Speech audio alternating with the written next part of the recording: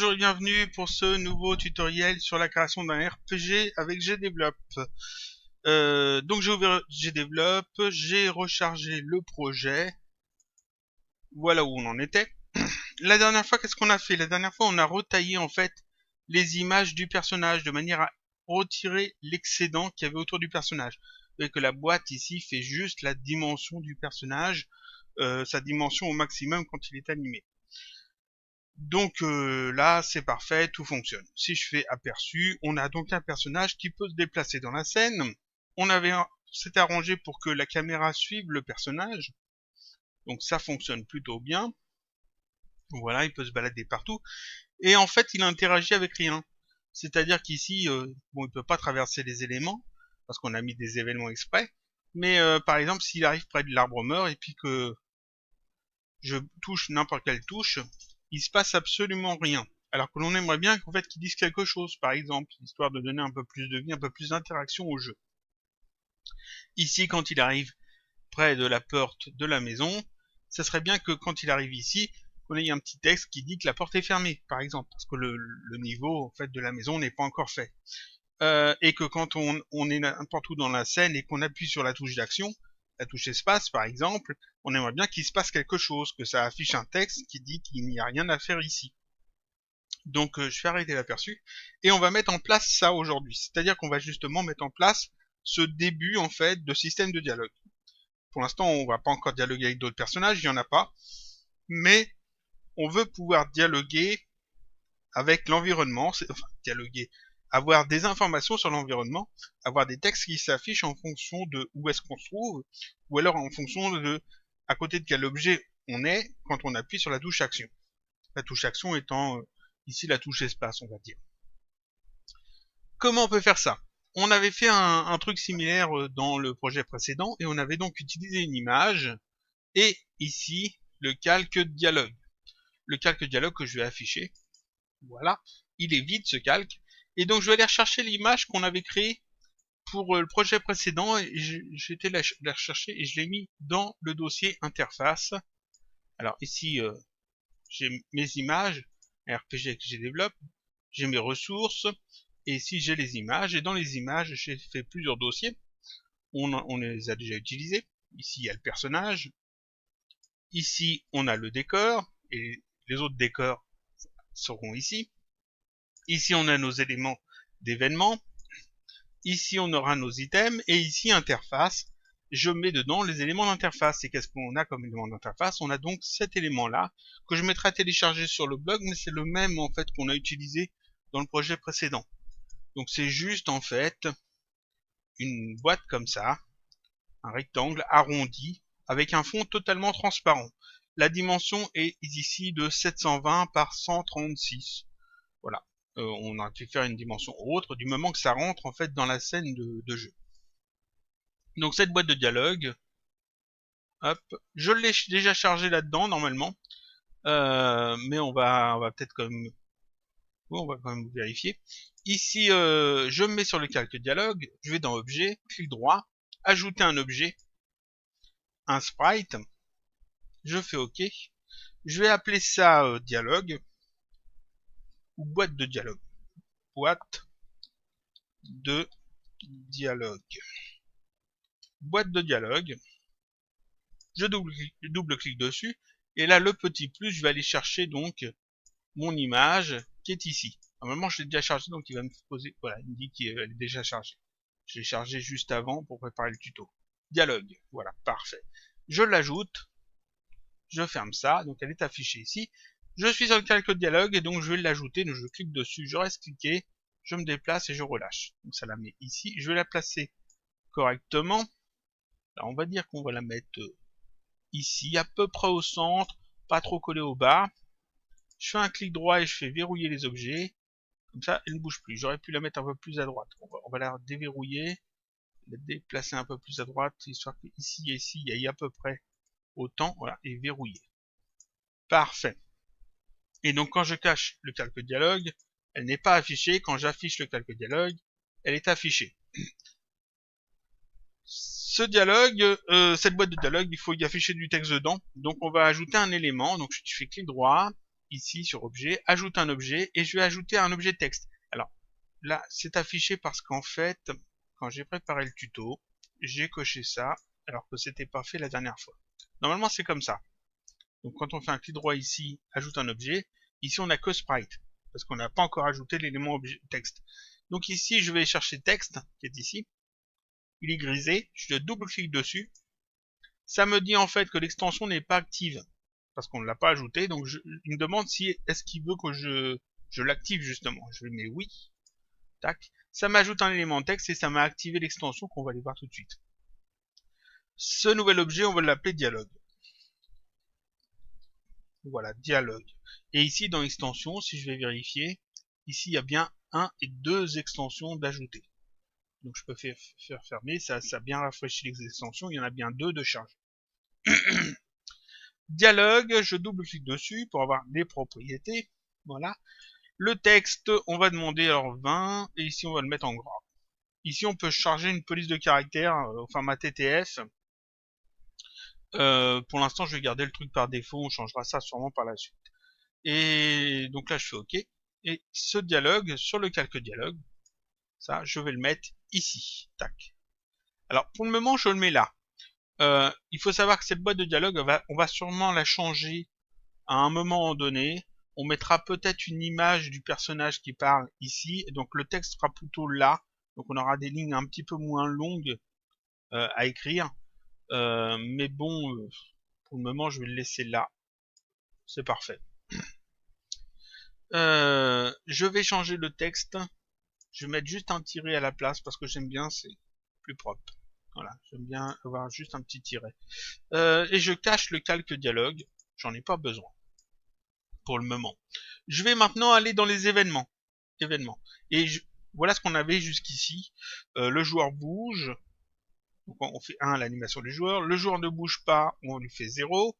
Toujours centrer la caméra sur le joueur avec les limites pour les différents calques.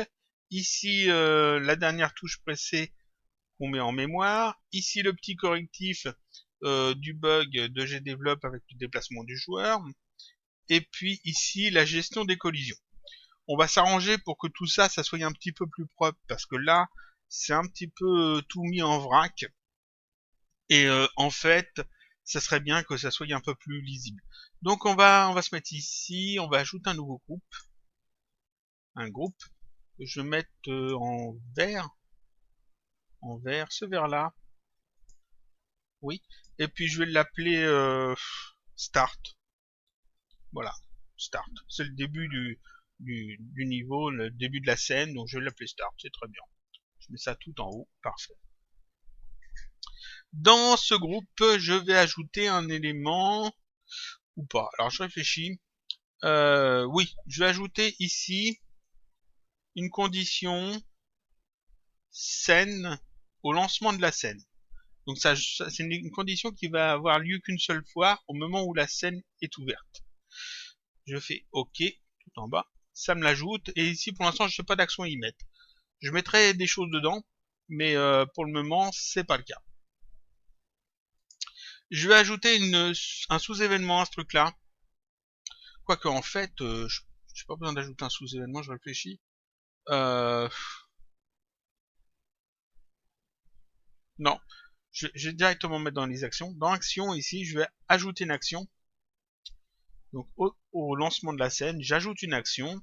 Et je vais dire au lancement de la scène, je veux que la boîte de dialogue que j'ai ajoutée, celle-là, ait une opacité de 150.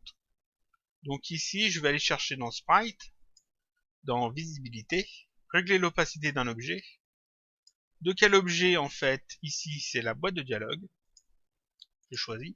Et je dis la boîte de dialogue a une opacité égale à 150. Donc quand on lance la scène, en fait, la boîte de dialogue, je vais la rafficher temporairement, la boîte de dialogue qui est ici aura une opacité de 150, donc elle sera semi-transparente. On peut voir ce que ça donne en faisant un aperçu.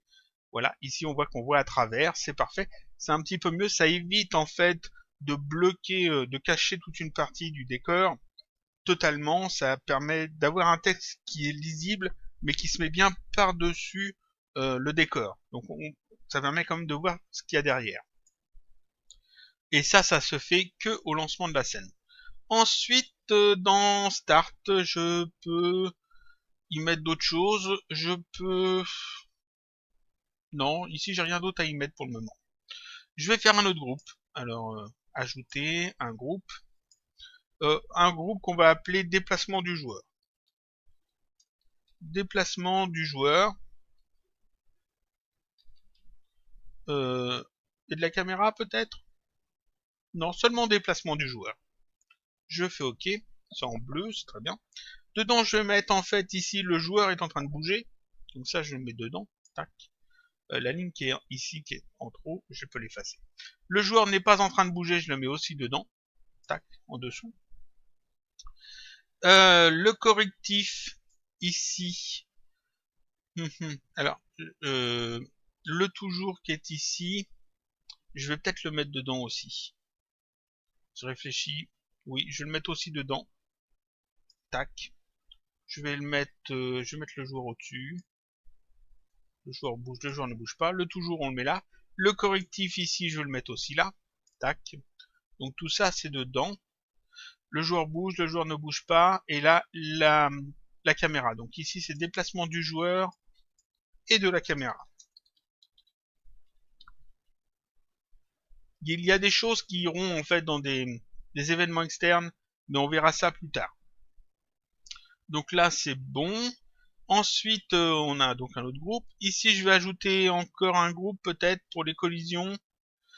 On va mettre les collisions avec le déplacement du joueur. Je mets ça aussi là.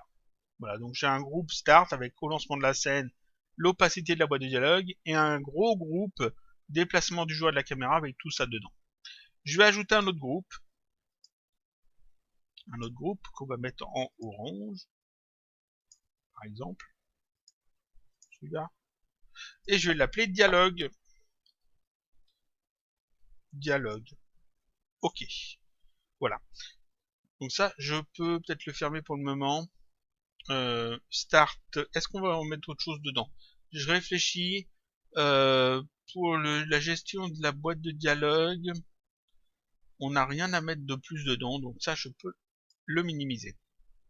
Là-dedans, on va en rajouter des choses, donc je le laisse ouvert. Et là, dialogue, c'est ce qu'on va gérer maintenant.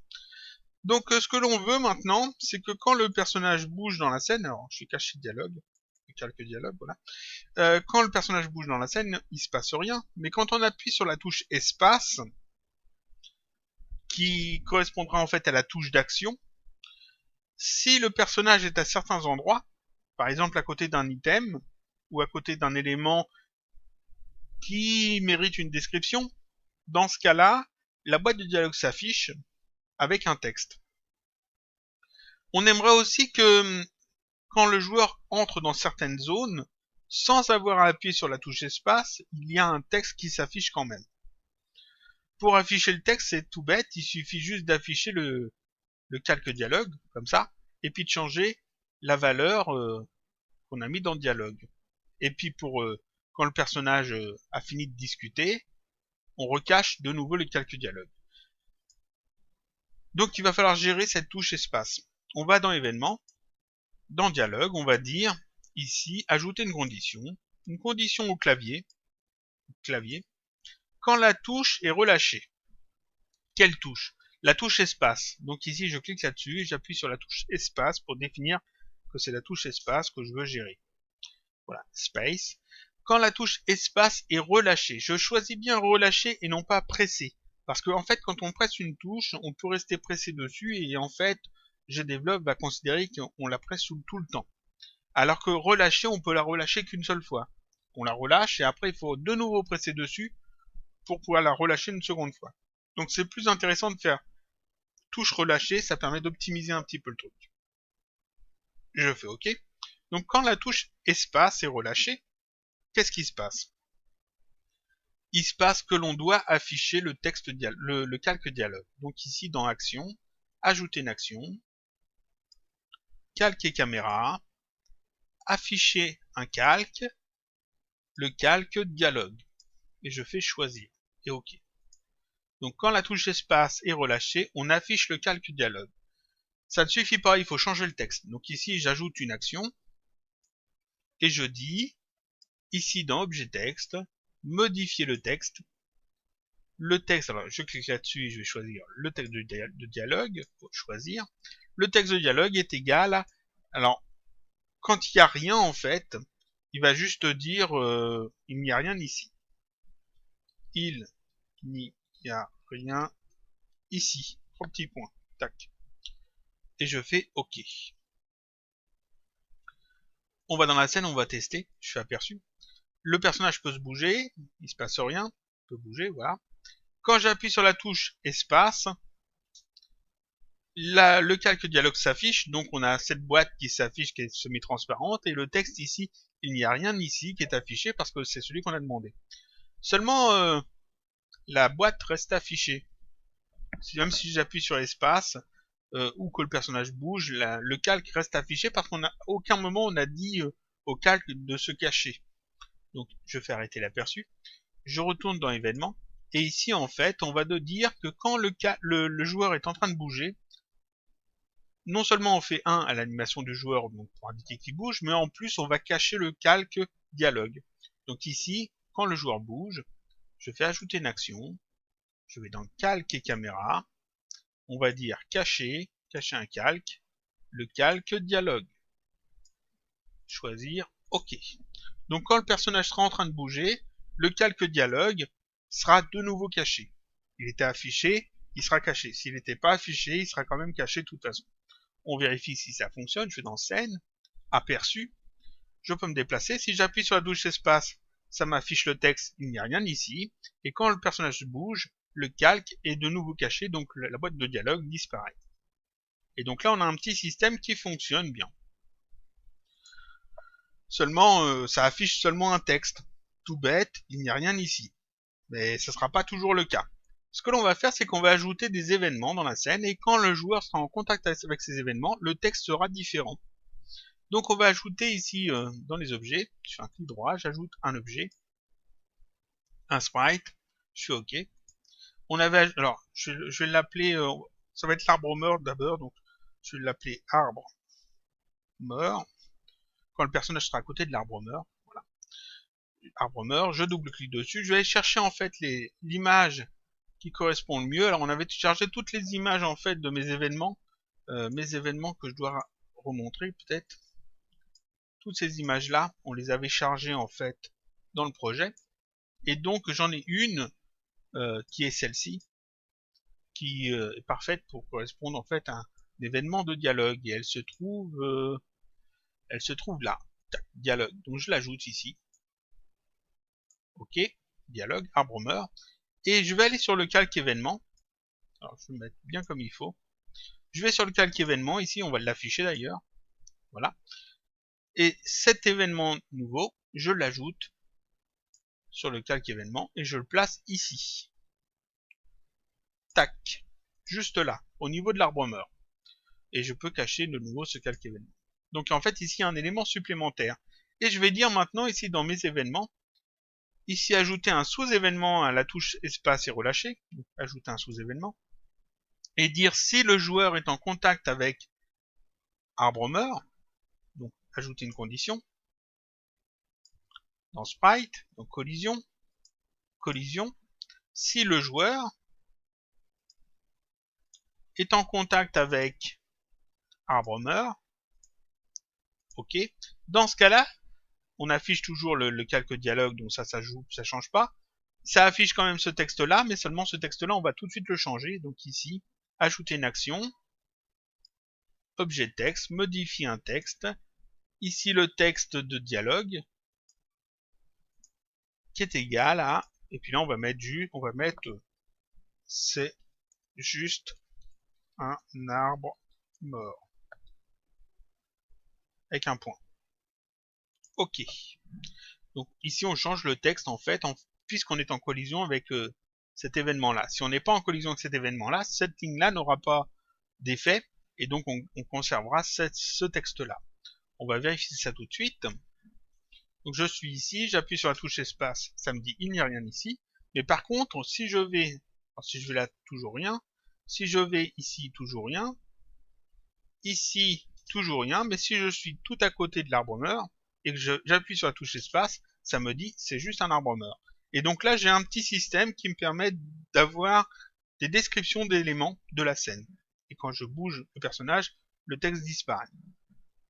Donc là, je peux faire autant d'éléments comme ça que je veux hein, partout dans la scène. Je peux en mettre un ici, dire c'est un pommier. Je peux en mettre un ici, dire c'est un châtaignier. Je peux en mettre un sur ces éléments-là, puis dire ici, oh, il y a beaucoup de fleurs.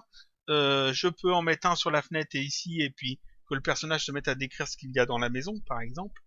Ce qui serait bien, c'est que quand le personnage passe ici devant la porte, je n'ai pas besoin d'appuyer sur la touche espace, et que le texte s'affiche directement et me dise la porte est fermée, euh, parce que le niveau de la maison n'est pas encore fait. Comment je peux faire ça? Bah, c'est tout bête, c'est de la même façon. Ici, je vais rajouter encore un événement. Alors, je raffiche le calque événement. Dans objet ici, clic droit, ajouter un objet. Un sprite encore. Alors, je n'ai même pas besoin de faire tout ça. Je vais annuler. J'ai juste à copier-coller celui-là en fait. Clic droit, copier. Clic droit, coller. Et je vais le renommer. Je vais le renommer porte maison. Porte maison. C'est important que ce soit pas le même en fait. Alors je vais mettre un P majuscule quand même. Histoire de faire les choses bien. Je le sélectionne. Sur le calque événement, je l'ajoute. On va le mettre ici. Là. Je vais mettre un peu plus petit. Comme ça, la largeur de la porte. C'est parfait. Je peux cacher le calque événement. Et puis ici dans les événements, je veux que ça s'affiche sans que j'aille à appuyer sur la touche espace. Donc en fait, il faut que je fasse un événement qui ne soit pas enfant de la touche espace et relâché. Donc là, je vais faire un événement qui sera au-dessus, par exemple. Je vais faire ajouter un événement, je vais le mettre au-dessus. Quoique je peux le laisser en dessous. Je peux le laisser en dessous, c'est très bien aussi. Et on va dire ici, quand le joueur est en contact avec cet élément porte, donc sprite, collision, quand le joueur est en collision avec porte maison, ok. Qu'est-ce qui se passe ici? Ben, il se passe qu'on affiche le calque dialogue, donc je vais copier ça, et ici on va afficher un texte aussi, donc je vais copier ça aussi. Ces deux lignes-là, je les sélectionne, CTRL-C, et je vais les copier ici. Tac. Alors, je les mets dans le bon ordre. On affiche donc le calque dialogue, et ici, comme texte, on va mettre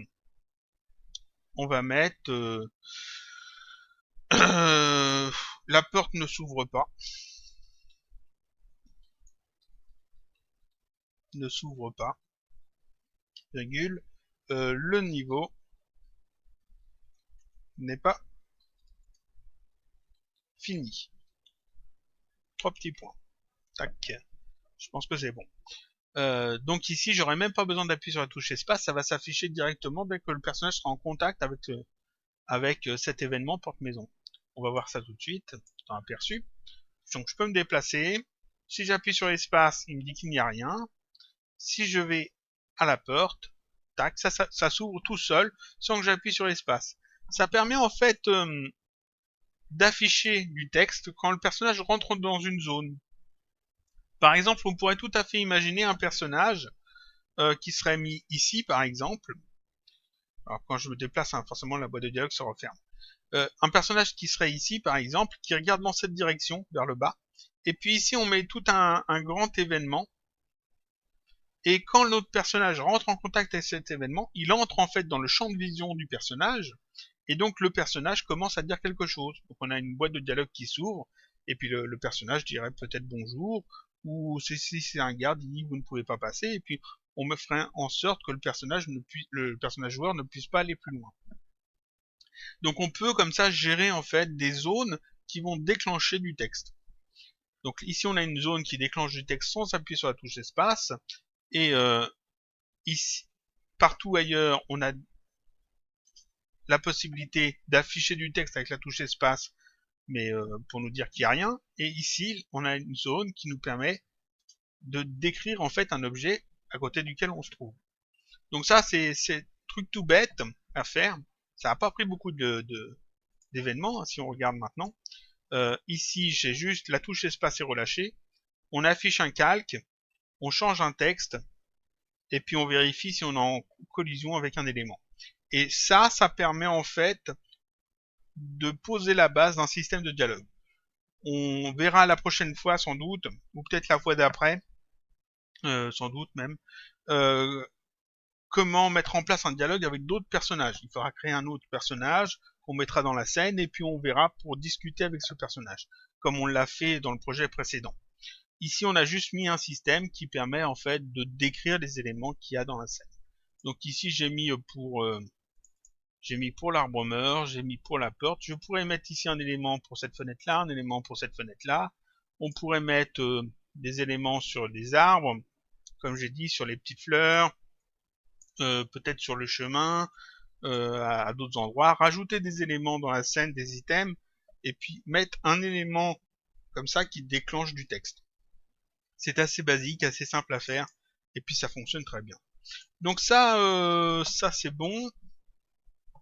On regarde comment c'est rangé, si on peut pas améliorer. La touche espace est relâchée, donc ça c'est bon, ça c'est bon. Ici c'est bon. À chaque fois qu'on veut en rajouter, il suffit de copier-coller cette ligne-là. Et cette ligne-là, c'est les zones qui s'affichent en fait sans qu'on ait appuyé sur la touche espace. Il y a juste à la copier-coller si on a besoin d'en faire d'autres. J'ai tout mis dans dialogue, donc c'est parfait, il n'y a pas besoin d'y toucher. Donc là c'est tout bon, c'est parfait. Ça on peut le fermer. Et je vais sauvegarder. Tac. Et puis on va s'arrêter là pour ce tutoriel. Donc la prochaine fois, qu'est-ce qu'on fera? La prochaine fois, sous GDevelop, on fera peut-être l'ajout d'un personnage supplémentaire. Mais ça ne veut pas dire que la prochaine vidéo sera sur GDevelop. J'ai l'intention de faire des tutoriels sur Inkscape. Et on fera peut-être l'habillage de la boîte de dialogue. C'est-à-dire que cette boîte de dialogue là, on verra peut-être pour la modifier un peu sous Inkscape. Ça serait pas mal. Ou sous GIMP. Non, plutôt sous Inkscape. Je préfère utiliser Inkscape. Peut-être ajouter un personnage ici. Donc ça fera que on modifiera peut-être ensuite ça. Le texte ici, au lieu de le mettre là, on le mettra peut-être plutôt ici. On sauvegardera sous la même image, donc de toute façon ça changera pas grand-chose. Je réfléchis, qu'est-ce qu'on pourrait ajouter? Les items, la gestion des items, on fera sans doute aussi la collecte des items, donc on verra pour ajouter ça aussi. Et puis c'est tout. Et puis le passage sur une autre scène, c'est-à-dire quand on passe ici, qu'on affiche une autre scène, on verra ça un peu plus tard encore. Donc ça finit là pour ce tutoriel. Donc qu'est-ce qu'on a vu aujourd'hui? On a vu la mise en place de ce système de dialogue tout bête, qui est plus un système de description pour le moment, puisqu'il n'y a pas d'autres personnages, il n'y a pas d'interaction avec un autre personnage, avec un PNJ. Mais c'est le début en fait de l'interaction avec la scène. Je vous dis donc à une prochaine vidéo pour continuer un petit peu sur notre RPG.